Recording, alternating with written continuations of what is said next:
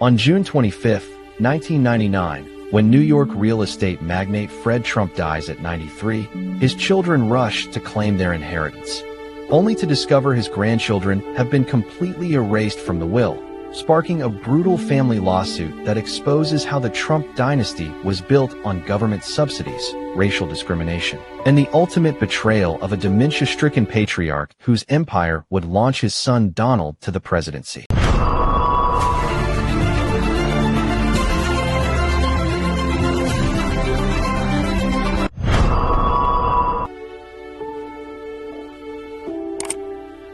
Frederick Trump was born on October 11, 1905, in the Bronx, carrying a name that would become synonymous with American power and controversy.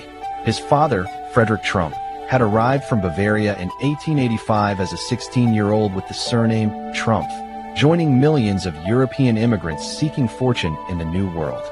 But Frederick Trump wasn't destined for the tenements. He possessed an entrepreneurial instinct that would define generations. The elder Frederick had ventured west during the Klondike Gold Rush, not to dig for gold, but to provide what gold seekers needed most: food, shelter, and entertainment. Running restaurants and establishments in Seattle, Monte Cristo, and British Columbia, he understood a fundamental truth about wealth.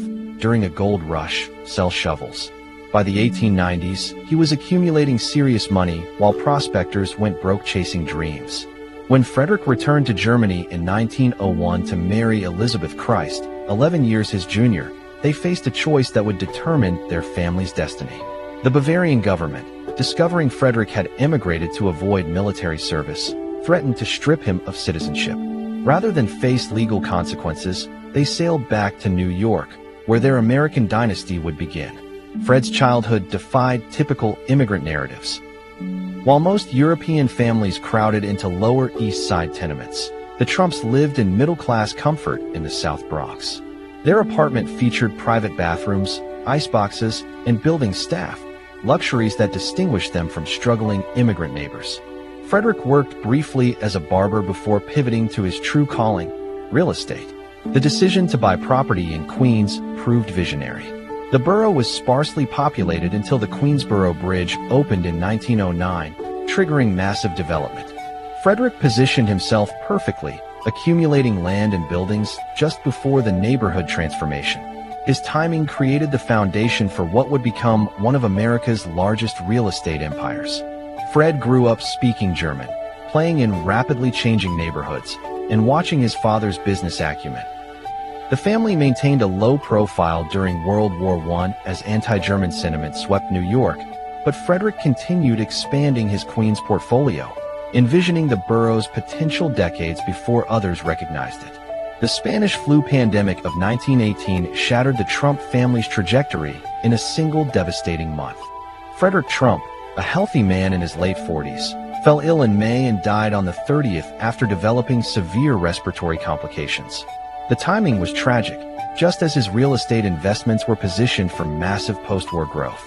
13-year-old Fred suddenly faced adult responsibilities. His mother Elizabeth, despite her reluctance to permanently settle in America, now had 3 children and a business to manage in a foreign country.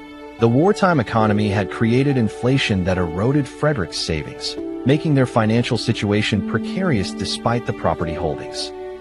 Elizabeth officially ran Elizabeth Trump & Son, while Fred learned the business from the ground up.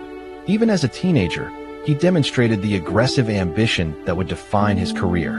By age 18, he was working construction jobs during the day and building houses on family land at night, learning every aspect of development from foundation laying to financing. Fred's first independent project in 1925 revealed his business philosophy: build solid, functional homes for upwardly mobile families at affordable prices.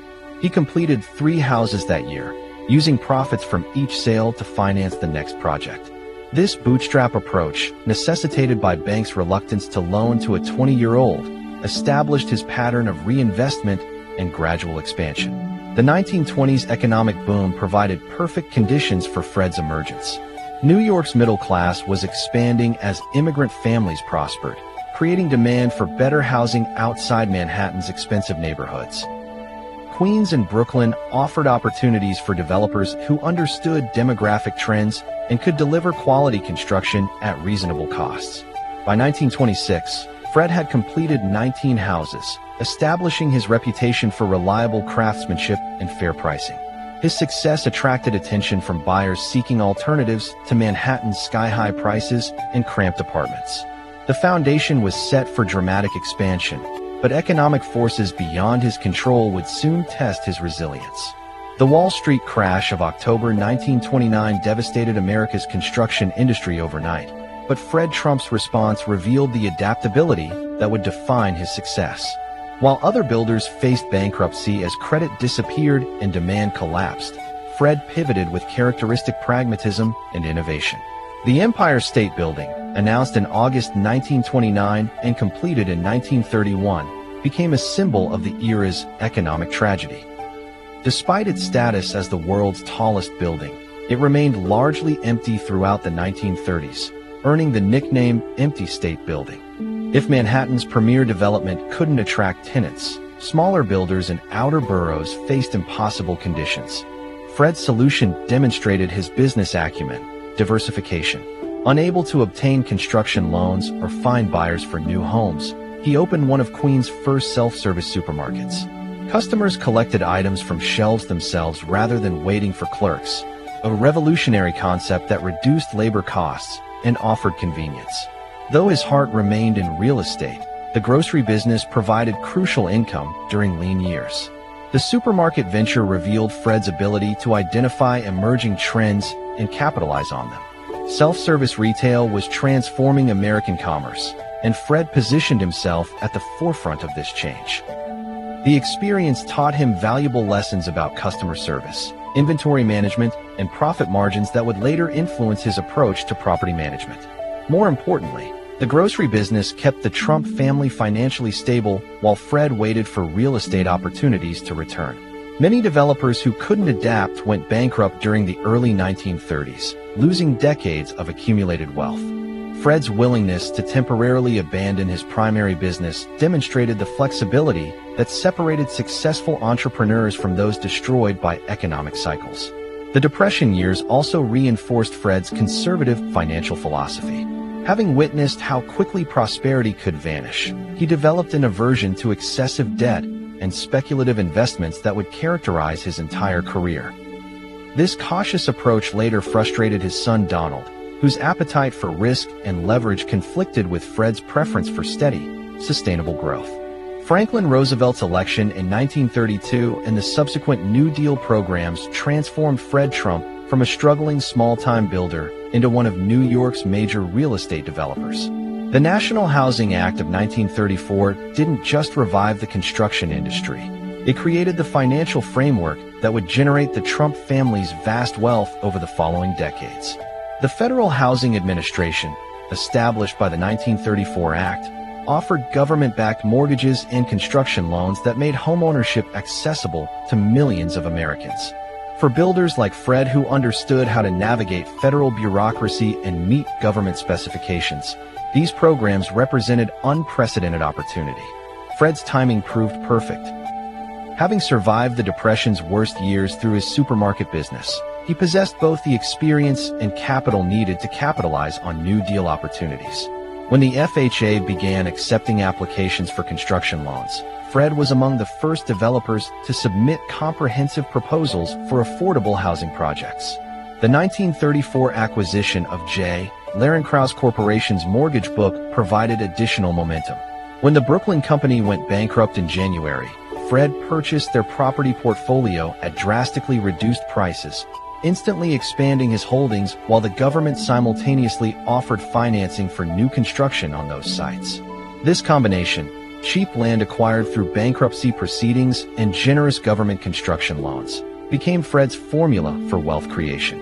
He could buy distressed properties at fire sale prices, then use federal money to renovate or rebuild them into profitable rental units. The government essentially financed his expansion while allowing him to retain ownership of the completed projects. By 1936, Fred employed hundreds of workers and was developing entire blocks of apartments and homes.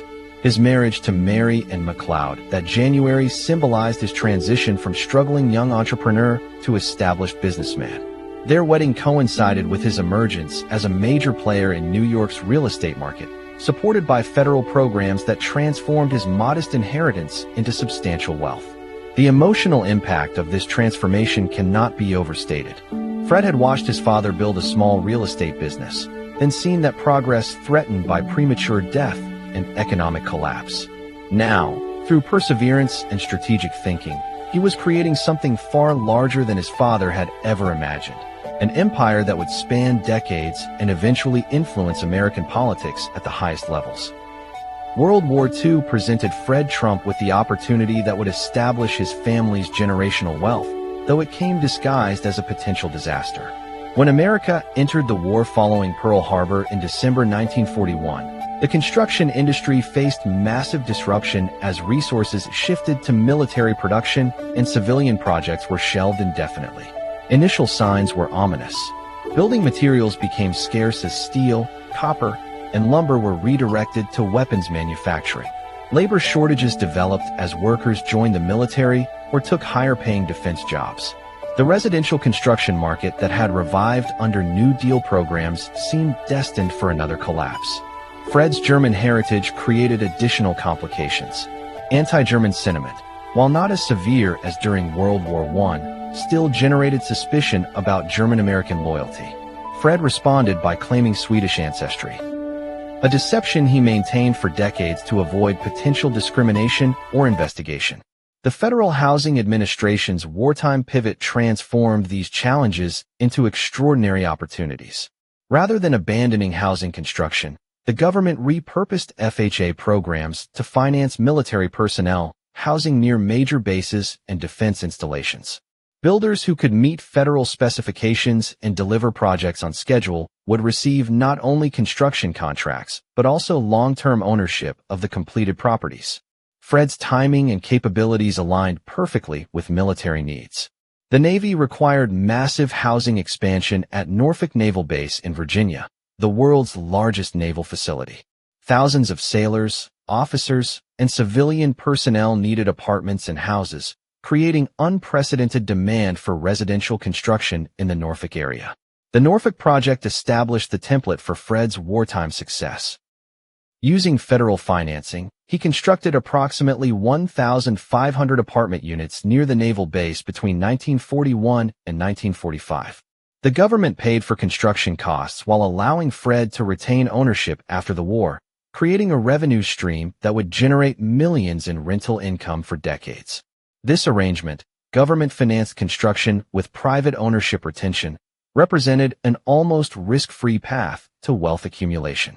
Fred provided management expertise and navigated federal bureaucracy while taxpayers funded the actual building costs. When the war ended, he owned thousands of units that generated steady rental income without requiring additional investment. The wartime construction boom taught Fred valuable lessons about large-scale project management, federal contracting procedures, and the profit potential of government partnerships. These experiences shaped his post-war strategy and provided the capital base for continued expansion throughout the 1950s and beyond. The war's end in 1945 could have terminated Fred's government-sponsored building boom, but President Truman's administration continued federal housing programs to address veterans' needs. Millions of returning servicemen required affordable housing, creating sustained demand for the construction expertise Fred had developed during wartime.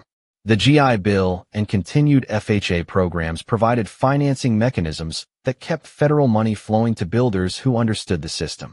Fred had spent 4 years mastering government contracting procedures, building relationships with federal administrators, and establishing efficient construction processes. When peace returned, he was perfectly positioned to capitalize on veteran housing demands. Fred's post-war projects in Brooklyn neighborhoods like Bensonhurst and Brighton Beach demonstrated his evolved approach.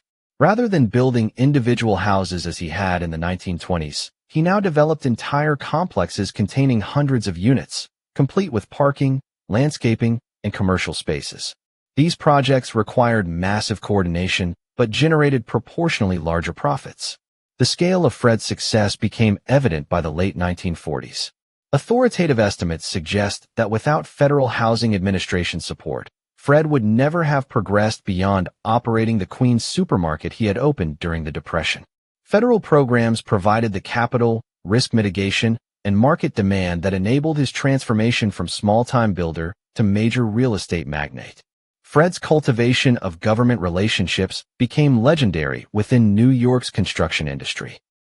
He regularly dined with Thomas Grace, the FHA's New York director from 1935 to 1952, maintaining the connections that ensured continued access to federal programs. These relationships weren't merely social. They represented the business foundation that generated his family's wealth. By the 1950s, Fred owned thousands of rental units across Queens, Brooklyn, and Norfolk, Virginia. The properties generated millions in annual rental income while appreciating in value as New York's population and economy expanded. He had achieved the entrepreneur's dream, assets that produced passive income while requiring minimal additional investment. The rental empire also provided tax advantages that amplified Fred's wealth accumulation. Depreciation deductions, maintenance expenses, and property improvements could be used to offset rental income, reducing tax obligations while building long-term wealth. Fred mastered these strategies, maximizing after-tax returns from his government-financed properties. This financial foundation enabled Fred to begin planning for generational wealth transfer. By the late 1950s, he was establishing trusts, exploring tax-advantaged ownership structures, and preparing to pass his empire to the next generation while minimizing inheritance taxes. Fred Trump's success as a real estate developer contrasted sharply with his challenges as a father, creating family dynamics that would influence American politics for generations. His authoritarian parenting style reflected the demanding personality that had driven his business success, but it proved devastating for some of his children. The Trump household operated under strict rules that mirrored Fred's business philosophy. Precise table manners, rigid schedules, and detailed behavioral expectations were enforced through physical discipline and constant surveillance. Fred installed monitoring systems throughout their Jamaica, Queens home, maintaining oversight even when absent. Fred's teetotalism, influenced by his coming of age during Prohibition, extended to his family life. Alcohol was forbidden, religious observance was mandatory, and luxury was carefully controlled despite the family's growing wealth. Fred believed that discipline and hard work, not comfort, built character and business acumen. These dynamics particularly affected Fred Jr., known as Freddie, who was expected to inherit leadership of the Trump organization as the eldest son. Freddie worked as a company vice president in the mid-1960s, learning property management and development under his father's demanding supervision. However, Freddie's personality conflicted with Fred's vision of business leadership. While Fred was ruthless and controlling, Freddie was more sociable and less interested in the confrontational aspects of real estate development. Their relationship deteriorated as Fred pushed Freddie to adopt more aggressive business practices. Freddie's departure from the family business to pursue airline pilot training represented a personal rejection of Fred's expectations and values. This decision triggered years of family conflict, with Fred viewing his son's career change as betrayal and weakness. The emotional distance between father and son never fully healed. Freddie's subsequent struggles with alcoholism devastated the family while revealing the psychological costs of Fred's demanding parenting style. According to family members, Freddie's drinking problems were exacerbated by feelings of inadequacy and rejection within the Trump family structure. The tragedy of Freddie's alcoholism and early death in 1981 at age 42 profoundly influenced the family's dynamics and Donald's eventual emergence as Fred's successor. Freddie left behind 2 children, Fred III and Mary Trump, whose inheritance rights would later become sources of major family conflict. Donald Trump's promotion to president of the Trump Organization in 1971 represented Fred's adaptation to family circumstances beyond his control.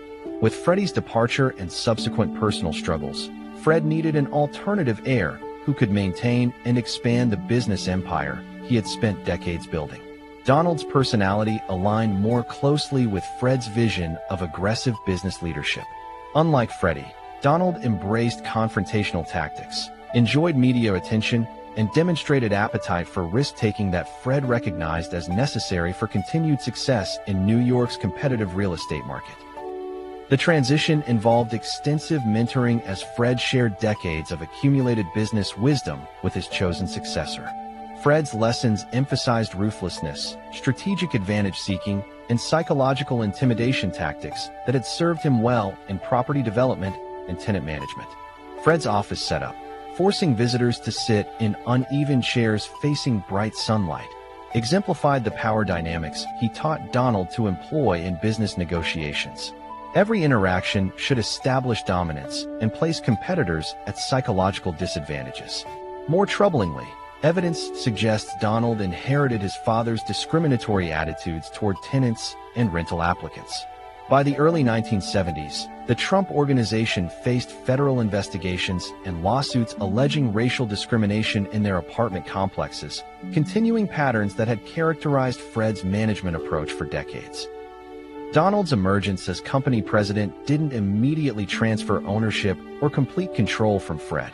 Instead, it established a gradual succession process that would continue for decades, with Fred maintaining significant influence over major decisions while allowing Donald increasing operational authority. The father-son business relationship became increasingly complex as Donald pursued projects that differed substantially from Fred's conservative development philosophy. Where Fred had built his fortune through modest, government-subsidized housing in outer boroughs, Donald aspired to flashy Manhattan developments that would generate publicity and social recognition. This philosophical divergence created ongoing tension between Fred's risk-averse approach and Donald's appetite for high-profile, highly leveraged projects. Fred had prospered by avoiding Manhattan's volatile market and focusing on steady rental income from middle-class housing. Donald viewed Manhattan development as essential for establishing his reputation and achieving the social prominence that Fred had deliberately avoided. Donald's decision to enter Manhattan real estate in the late 1970s represented a fundamental departure from the business strategy that had generated the Trump family's wealth. Fred had deliberately avoided Manhattan throughout his career, recognizing that the borough's high prices, intense competition, and celebrity culture conflicted with his preference for steady, predictable returns. Manhattan real estate operated according to different rules than the outer borough development that had made Fred wealthy. Land costs were exponentially higher, projects required massive financing, and success depended on attracting wealthy buyers willing to pay premium prices for luxury accommodations. Donald's first Manhattan project, the renovation of the Commodore Hotel near Grand Central Station, required a $70 million loan, half of which Fred guaranteed personally. If the project failed, Fred would owe banks $35 million, representing a substantial portion of his accumulated wealth. The Commodore renovation, completed in 1980 as the Grand Hyatt Hotel, succeeded financially and established Donald's credibility in Manhattan development circles. However, it also demonstrated the massive capital requirements and financial risks associated with Donald's new business focus. Trump Tower, begun in 1979 at 5th Avenue and 56th Street, represented Donald's most ambitious project and clearest break from his father's development philosophy. The 58-story building combined retail, office, and residential space in one of Manhattan's most expensive locations, targeting ultra-wealthy buyers seeking luxury accommodations. The project's success generated enormous publicity for Donald, while vindicating his belief that Trump Organization should pursue high-profile developments rather than continuing Fred's modest approach. When Trump Tower's residential units sold out rapidly upon completion in 1983, Donald had proven that Manhattan development could generate profits that dwarfed outer borough rental income. Fred's reaction to Trump Tower's success was complex. While pleased by his son's achievement, he remained concerned about the financial risks and publicity seeking that accompanied Donald's Manhattan focus. Fred had built his wealth quietly, avoiding media attention that might attract regulatory scrutiny or political problems. The success of early Manhattan projects encouraged Donald to expand rapidly, acquiring additional properties and pursuing increasingly ambitious developments. This expansion required massive borrowing that made the Trump Organization vulnerable to market downturns in ways that Fred's conservative approach had avoided. The 1980s economic boom created perfect conditions for Donald's aggressive expansion strategy, but also established the over-leveraging that would later threaten the Trump family's accumulated wealth. As Manhattan property values soared, Donald borrowed hundreds of millions of dollars to acquire hotels, office buildings, and development sites throughout the borough. The scale of Donald's borrowing dwarfed anything Fred had ever contemplated. Where Fred had built his empire gradually using government financing and retained earnings, Donald pursued rapid expansion through bank loans, bond offerings, and other debt instruments that required enormous interest payments regardless of project success. Donald's entry into Atlantic City's casino industry exemplified the risk-taking that distinguished his approach from Fred's conservative development philosophy. Casinos required massive upfront investments with uncertain returns, operated in heavily regulated environments, and faced competition from similar establishments, all factors Fred would have avoided. The purchase of multiple Atlantic City casinos created a situation where Donald was essentially competing with himself for the same customers. Rather than diversifying into different markets or property types, he concentrated his investments in a single industry within a single city, violating basic risk management principles. Fred watched these developments with growing concern, understanding that Donald's leverage levels made the entire Trump organization vulnerable to economic downturns or industry-specific problems. The conservative approach that had protected the family through the Great Depression and various recessions was being abandoned for strategies that prioritized growth over stability. The October 1987 stock market crash provided the first indication of vulnerabilities inherent in Donald's approach.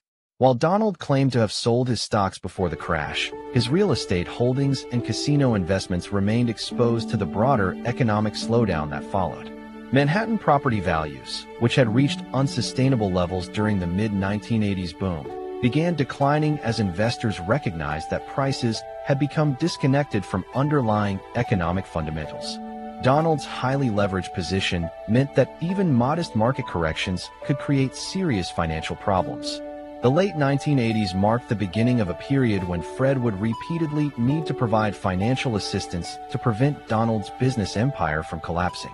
The son's ambitious expansion had created obligations that exceeded the cash flow from his properties, forcing reliance on his father's accumulated wealth and borrowing capacity.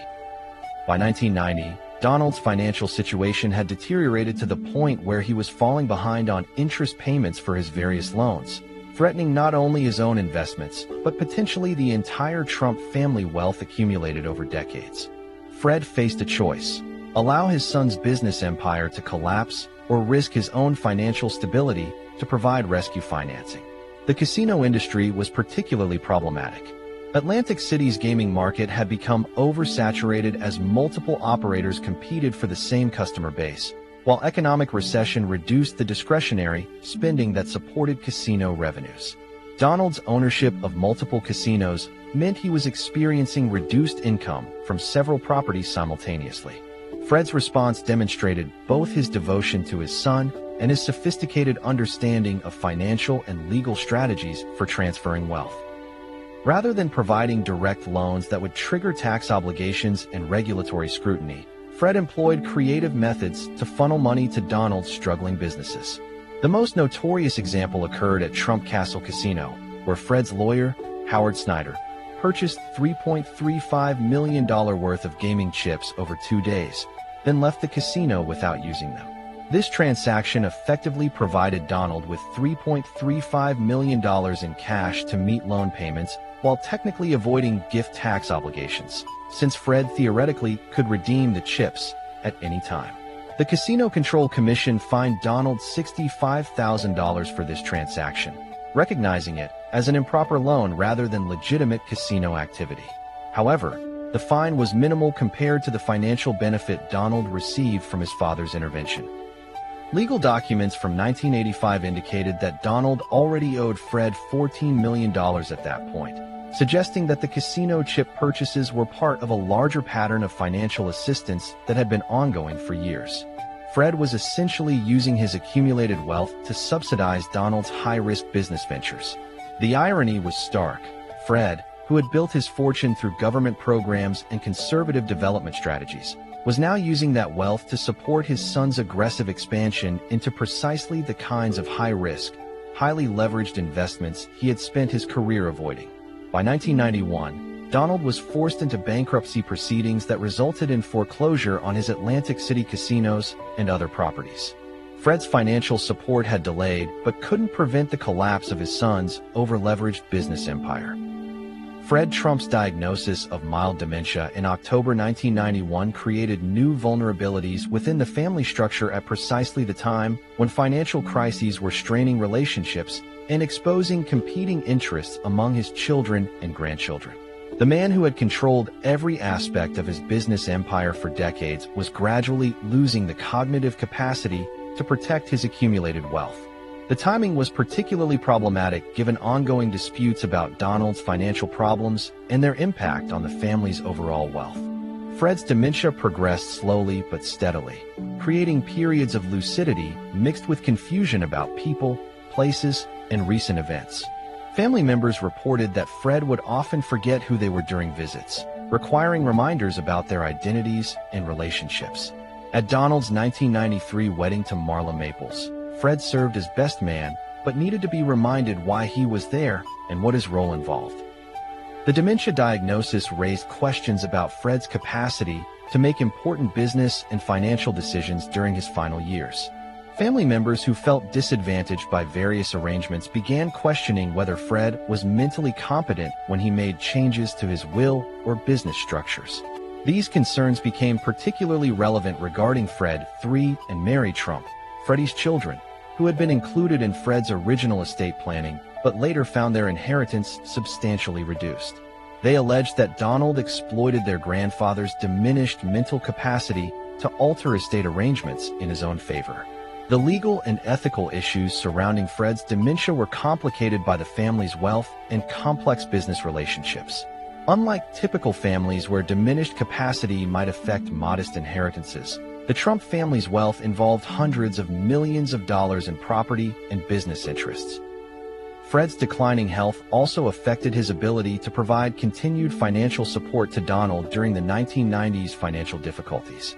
The man who had repeatedly rescued his son's business ventures was increasingly unable to understand or manage complex financial transactions. The patriarch who had built an empire through shrewd calculation and careful planning was gradually losing the mental faculties that had enabled his success. This decline occurred just as family dynamics were becoming most strained due to financial pressures and inheritance concerns. Fred Trump's death from pneumonia on June 25, 1999, at age 93, triggered immediate conflicts over his estate that would expose decades of accumulated family resentments and competing claims on the wealth he had spent his lifetime building. The funeral, held in Manhattan with burial in Queens, marked not only the end of an era but the beginning of bitter litigation that would continue for years. The estate's complexity reflected Fred's sophisticated understanding of tax avoidance strategies and wealth transfer mechanisms. Rather than leaving behind large amounts of cash that would be subject to inheritance taxes, Fred's wealth was primarily held in real estate assets that had been systematically undervalued for tax purposes over many years. Studies of the estate suggested that properties listed at modest valuations for inheritance tax purposes were actually worth tens or hundreds of millions of dollars more than their official assessments. These properties were then sold within years of Fred's death at prices that revealed their true market value, generating massive profits for the inheritors while avoiding substantial tax obligations. The most contentious issue involved Fred III and Mary Trump, Freddie's children, who discovered that their grandfather's will had been modified to substantially reduce their inheritance. Originally included as direct beneficiaries along with Fred's surviving children, they found themselves largely excluded from the estate through what they alleged was a fraudulent codicil added when Fred lacked mental capacity. The lawsuit that followed exposed the family's internal dynamics and competing narratives about Fred's final years. Fred III and Mary Trump argued that Donald had exploited their grandfather's dementia to manipulate estate planning in his own favor, effectively stealing their rightful inheritance. Donald and his siblings maintained that the estate arrangements reflected Fred's actual wishes and that any changes had been made when he retained sufficient mental capacity to understand their implications. They argued that Fred had always intended for his surviving children to receive the bulk of his wealth. The legal battle revealed the enormous stakes involved. Even with the disputed modifications, the estate was worth hundreds of millions of dollars, suggesting that the contested portions represented substantial sums that could significantly impact the financial futures of all involved parties. The partial settlement eventually reached did not fully resolve the underlying disputes about Fred's mental capacity, Donald's influence over estate planning, or the fairness of the final wealth distribution. Family relationships were permanently damaged by the litigation and its aftermath. Fred Trump's life story embodies the contradictions and complexities of 20th-century American capitalism, revealing how individual ambition, government programs, and systemic advantages combined to create generational wealth that would ultimately influence the highest levels of American politics. His legacy extends far beyond real estate development to encompass questions about opportunity, inequality, and the relationship between private success and public resources. The foundation of Fred's success was indisputably his ability to capitalize on government programs designed to promote homeownership and economic development. From the New Deal housing initiatives of the 1930s through wartime military construction contracts and post-war veteran housing programs, Fred's wealth accumulation depended heavily on taxpayer-funded opportunities that were not equally available to all Americans. This government-private partnership model generated enormous benefits for Fred while raising questions about fairness and equality of access. His success required not only business acumen, but also the cultural capital, social connections, and regulatory knowledge needed to navigate federal bureaucracy and maintain relationships with key officials. Fred's approach to tenant relations and property management reflected broader patterns of discrimination and exploitation that characterized much of mid-20th century American housing. The allegations of racial discrimination, questionable maintenance practices, and aggressive rent collection tactics suggest that his wealth accumulation came at the expense of vulnerable tenants who had limited alternatives. The family dynamics Fred created through his authoritarian parenting style had consequences that extended far beyond his immediate household. Freddie's destruction through alcoholism and the ongoing inheritance disputes reveal the personal costs of Fred's demanding approach to family relationships and business succession. Donald's emergence as Fred's successor and eventual political prominence demonstrate how family wealth and business practices can influence broader social and political developments. The lessons Donald learned from his father about aggression, dominance, and exploitation of systemic advantages shaped approaches to business and politics that affected millions of Americans. Fred's story also illustrates the complexity of immigrant success narratives in American culture. While his family's rise from modest German immigrants to New York real estate magnates exemplifies opportunity and achievement, it also reveals how accumulated advantages, government support, and systematic exclusion of others contributed to that success.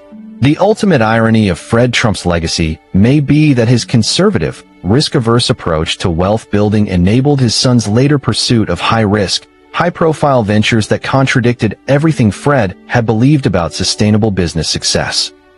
The foundation Fred built through steady, government-subsidized development provided the financial cushion that allowed Donald to survive business failures that would have destroyed entrepreneurs without comparable family resources. Fred Trump died as he had lived, quietly, avoiding publicity, with his true wealth carefully hidden from public scrutiny. The man who had built one of New York's largest real estate empires through systematic exploitation of government programs and aggressive business practices remained largely unknown to the American public until his son's political career forced examination of the family's origins and methods. The questions Fred Trump's life raises about opportunity, fairness, and the relationship between individual success and collective resources remain relevant to contemporary debates about inequality, government policy, and corporate responsibility. His story demonstrates both the possibilities and the costs of American capitalism in the 20th century, revealing how individual ambition and systemic advantages combine to create wealth that would ultimately shape American politics and society in ways Fred never could have imagined.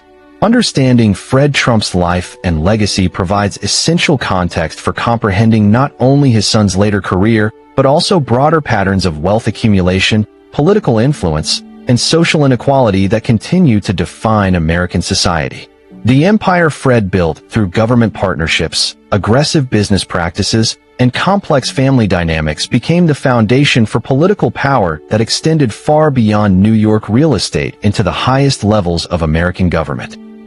The story of Fred Trump ultimately reveals how individual success stories are embedded within larger systems of opportunity, privilege, and exclusion that shape not only personal outcomes, but also broader social and political developments. His legacy continues to influence American politics and society through his son's career, while raising enduring questions about fairness, responsibility, and the true costs of accumulated wealth and power. This biographical examination of Fred Trump's rise from immigrant son to real estate magnate illuminates the complex relationships between individual ambition, government support, and systemic advantages that enabled the creation of generational wealth with lasting political consequences. His story serves as both inspiration and warning about the possibilities and dangers inherent in American capitalism and the ways personal success can shape broader historical developments in unexpected and profound ways.